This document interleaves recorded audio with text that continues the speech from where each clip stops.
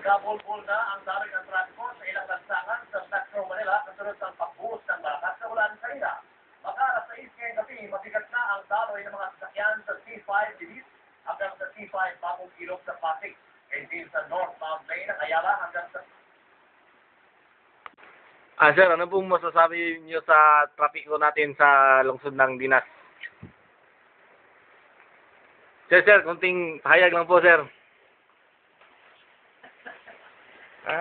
Bahagi ng Sa lungsod ng Dinas. Trapiko. trapiko. Opo.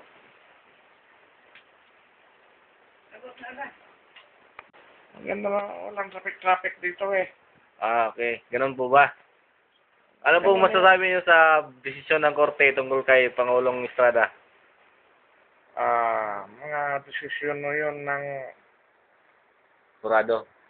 di, yung sa Sandigang Bayan Tapos, nga galing sa Malacanang. oo. Mga political decisions yun. Okay. Di ba? Opo. Maraming salamat po sa pahayag niyo, Ginoong Wala ka naman, Emiliano. wala ka naman. Ini interviews na today. Paano yun? Just tanong mo sa akin. Ayun po, nakapanayan natin si Ginoong Emiliano at narinig po natin ang kanyang pahayag. Balik po sa iyo, Julius.